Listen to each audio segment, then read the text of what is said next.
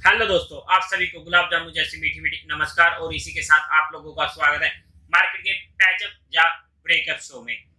तो सबसे पहले तो आप लोगों को नवरात्रि शुरू हो रहे हैं, तो नवरात्रि की शुभकामनाएं और जय माता दी। और इसी के साथ अगर हम फ्राइडे के दिन मार्केट की बात करते हैं तो निफ्टी पूरा दिन अंडर प्रेशर रही है। मार्केट में हमें काफी ज्यादा सेलिंग प्रेशर भी देखने को मिला है। मार्केट में कमजोरी हमें देखने को मिली थी। निफ्टी एक फ्लैट सी ओपनिंग देता है, 30 पॉइंट की गैप डाउन कह सकते हो 70,593 की, और फिर वहीं पर ही अपने दिन का हाई बनाता है 70,642 का, और फिर पूरा दिन नीचे की साइड आता रहता है और मार्केट का लो बनता है 70,291 का और क्लोजिंग देता है 70,327 की। एक वीक क्लोजिंग हम इसे बोल सकते हैं। और इसी के साथ अगर हम एफआईआईज और डीआईआईज की बात करते हैं तो एफआईआईज ने 2900 करोड़ की वहां पर सेलिंग करी है और डीआईआईज ने 300 करोड़ की बाइंग करी है। नेट में सेलिंग का फिगर काफी बड़ा है जो मार्केट के लिए नेगेटिव हो जाता है। स्टॉक सी फोकस के लिए आप हमारा टेलीग्राम चैनल ज्वाइन कर सकते हो। चैनल का लिंक आपको डिस्क्रिप्शन में मिल जाएगा, या फिर आप direct market love affair search करके वहां से भी ज्वाइन कर सकते हो। इसके साथ अगर आपकी ना कोई क्वेरी आती है कि किसी चीज में दिक्कत आ रही है, देखो स्टॉक स्पेसिफिक में अगर आप मुझसे पूछोगे कि मेरे पास ये स्टॉक है, इसमें आपकी क्या राय है, वो मैं नहीं बताने वाला हूँ। लेकिन स्टॉक के अलावा अगर आपको मार्केट के रिलेटेड कोई डाउट आ रहा है किसी चीज को लेकर, जैसे कि मेरे पास कुछ क्वेरीज आई भी हैं, उनको मैं डिस्कस करने की कोशिश जरूर करूंगा। आप मुझे वीडियो में कमेंट कर सकते हो। लेकिन टेलीग्राम ग्रुप में जो भी शेयर आप लोगों के साथ डिस्कस किए जाते हैं वो सिर्फ एजुकेशन, लर्निंग और केस स्टडी पर्पस के लिए होते हैं। ये कोई भी इन्वेस्टमेंट की टिप नहीं होती। अगर आपको फिर भी इन्वेस्टमेंट करनी होती है तो एक बार अपने फाइनेंशियल एडवाइजर से पूछ कर ही काम करें। इसके बाद जो मेन मुद्दा है मार्केट का कि अब मार्केट में क्या करें, क्योंकि हर जगह नेगेटिविटी बहुत फैल चुकी है कि यूएस फेड ने वो कर दिया, चाइना में भी काफी ज्यादा सीन हो रहे हैं। अब मार्केट में जो नेगेटिविटी इस चक्कर में फैली है उसका हम करें क्या। यहाँ पर तो एक बार ऐसा लग रहा है कि हम मार्केट से बाहर हो जाए।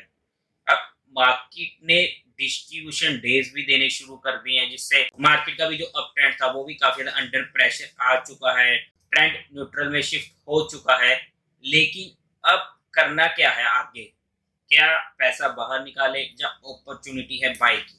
देखो अब हम सीधी मुद्दे की बात करते हैं। हमारी आप लोगों से क्या बात हुई है पहले कि 18,000 के ऊपर सबसे पहले हमने प्रॉफिट बुकिंग करी थी, और उसके बाद फिर से हमें वहां पर एक बार मार्केट कंफ्यूज करनी शुरू की है, जहां पर हमने फिर से बाइंग करी। लास्ट वीक में भी आप लोगों के साथ डिस्कस हुआ था, हालांकि वो ओपनली डिस्कस नहीं हुआ था, टेलीग्राम पे डिस्कस हुआ था कि मैं जहां पर प्रॉफिट बुकिंग करने वाला हूँ 70,900 80,000 की रेंज तक, वहां पर प्रॉफिट बुकिंग करी। लेकिन अब क्या, चलो आप लोगों ने तो कर ली, जिन्होंने नहीं करी उनका क्या। सबसे पहली बात तो अगर हमारा स्टॉप लॉस कभी हिट होता है वो तो देखो लेना कंपल्सरी होता है। स्टॉप लॉस की वैल्यू को कभी भी कम नहीं आंकना चाहिए।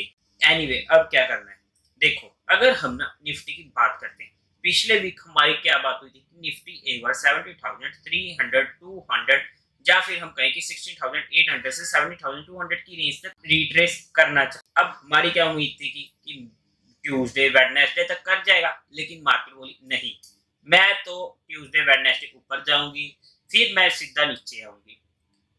अब एंड में तो देखो मार्केट ही भगवान है अपने लिए। तो अब मार्केट कह रही है नहीं मैं 2 दिन लेट करूंगी तो उसका हम कुछ नहीं कर सकते, बट जो लेवल मार्केट के अकॉर्डिंग लग रहे थे वो हमें देखने को मिले हैं। अब जैसा कि हम यूएस मार्केट डाउ जोन की बात करते हैं, अपने 52 वीक लो को टच करी है फ्राइडे को, अपना 52 वीक लो को तोड़कर नीचे गई, फिर वहां से रिकवर करी वो अलग मैटर है, उसने अपना 52 वीक लो तोड़ा।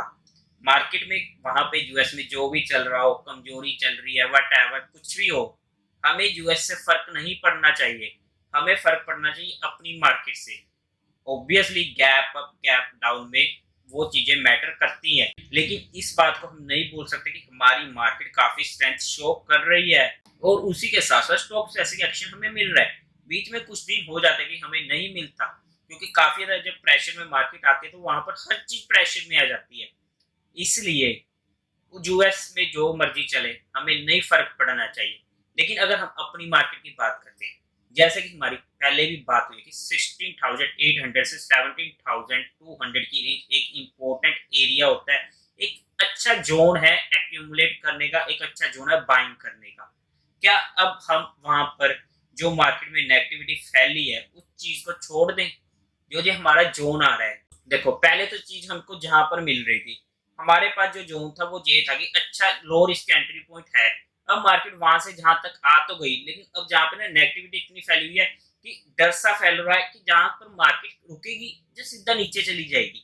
कहीं हमने जहां पर स्टॉक्स लिए वो जहां पर बाइंग करी और मार्केट फिर से नीचे गई, हम तो बर्बाद। देखो एरिया आ चुका है हमारा, जहां पर एक अटेम्प्ट करना बनता है, क्या होगा? स्टॉप लॉस हिट होगा, ले लेंगे ना। लेकिन एक जो ये लो रिस्क एंट्री पॉइंट है, अगर हमने जहां पर बाइंग नहीं करी और मार्केट जहां से बढ़ गई, क्योंकि जहां से बढ़ने को तो पूरा ऊपर तक जाने की पूरी पूरी उम्मीद है कि फिर तो हो सकता है कि जैसे कि ये अपना 18,000 को भी तोड़ दे, सीधा ऊपर की साइड नए हाइस के लिए चला जाए, हो सकता है, इसकी प्रोबेबिलिटी ज्यादा है। लेकिन अगर बाई चांस यहाँ से टूटती है तो क्या अपना 1-2%, 3% का, मैक्सिमम 5% का स्टॉप लॉस हिट हो जाएगा, ले लेंगे। लेकिन लो रिस्क एंट्री के पॉइंट पर एक बार ये हमारे लिए बेस्ट एक्यूमुलेशन जोन है, जहां पर हम ट्राई कर सकते हैं कि हाँ जहां पर हमें खरीदना चाहिए। लेकिन अब हम जहां पर खरीदे किनको, या तो आप हमारा टेलीग्राम चैनल ज्वाइन कर सकते हो, लेकिन वहां पर कोई भी इन्वेस्टमेंट की टिप नहीं होती, वो सिर्फ आपके पास स्टडी पर्पस के लिए शेयरिंग होती है कि ऐसे स्टॉक्स को देखो कि इसमें क्या सिनेरियो चल रहा है कि ये हमारे फोकस में आया है, कोई ब्रेकआउट है, कोई सपोर्ट है, व्हाटएवर, आप उन चीज को स्टडी करो।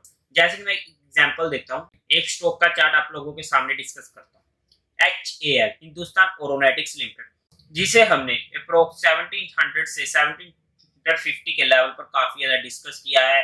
इनफैक्ट स्पेशली टेलीग्राम चैनल पर भी ये डिस्कस हुआ, ओपन में भी डिस्कस हुआ है, सुपर 22 का भी ये पार्ट रहा है कि हमने वहां पर इसको ऐड किया और उसके बाद इसमें इमीडिएट हमें इतनी अच्छी मूवमेंट मिली है ना।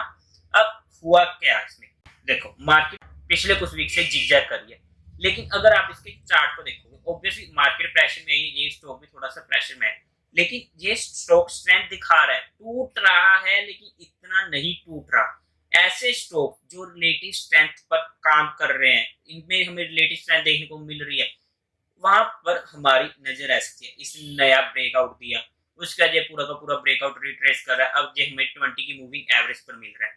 ऐसे जो स्टॉक्स है ना जहां पर हमें स्ट्रेंथ देखने को मिल रही है, ऐसे स्टॉक्स पर हमारी नजर होनी चाहिए।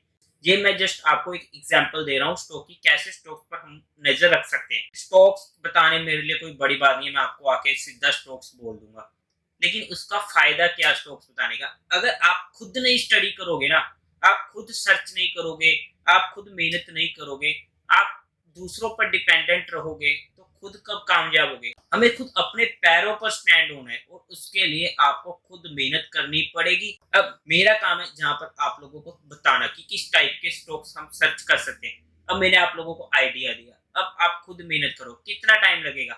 पहली बार 1 घंटा लग जाएगा, नेक्स्ट टाइम 40 मिनट लगेंगे, उसके बाद 30 मिनट लगेंगे, लेकिन जो जो चीज आप करोगे ना, फिर आपको किसी की जरूरत ही नहीं पड़ने वाली, ना मेरी जरूरत पड़ने वाली है, ना किसी और की पड़ने वाली है। और हो सकता है आप गलतियां करो, लेकिन गलती करोगे तभी तो सीखोगे। स्टॉक मार्केट है भैया जी, जहां पर अगर आप अपना पोर्टफोलियो स्टार्टिंग में खाली नहीं करोगे तो आप स्टॉक मार्केट में लंबे समय तक टिक नहीं पाओगे। और अगर बाय चांस आपने सारा का सारा पैसा ही शुरू में आते ही स्टॉक मार्केट में लगा दिया और वो खाली कर दिया, तो फिर आप कभी स्टॉक मार्केट में आओगे नहीं। इसलिए जब भी हम स्टॉक मार्केट की शुरुआत करते हैं ना, एक लिमिटेड अमाउंट के साथ करते हैं कि जितना अगर हमारा लॉस हो जाए तो हमें दुख ना हो, हमारी जो फाइनेंशियल कंडीशन है उसमें दिक्कत ना आए। इसलिए स्टॉक मार्केट में कम से कम अमाउंट के साथ हमें शुरू करना चाहिए। मुझे नहीं पता, अगर मैं यहाँ पर 100 शेयर खरीद रहा हूँ, जो बंदा स्टार्ट कर रहा है वो सिर्फ 1 शेयर खरीद रहा है, अच्छी बात है कि वो 1 शेयर खरीद रहा है, उसे वहां पर सीखने को मिलेगा। नहीं फर्क पड़ता कोई 1 लाख शेयर खरीद रहा है, खरीदने दो, वो उसका रिस्क फैक्टर है, वो उसकी दिक्कत है। लेकिन आप अपना फाइनेंशियली देखो कि आप उतना खरीद सकते हो या नहीं खरीद सकते। अगर बाई चांस लॉस में जाता है तो क्या मैं उस लॉस को झेलने के लिए कैपेबल हूँ, उसके अकॉर्डिंग आप काम करो। ऑब्वियसली मार्केट का ट्रेंड जो न्यूट्रल है, थोड़ा क्वांटिटी कंट्रोल के साथ कर लो ना, कोई दिक्कत की बात नहीं। जैसे अब ट्रेंड में दोबारा से शिफ्ट हो जाएगा, वहां पर क्वांटिटी फिर से बढ़ जाएगी।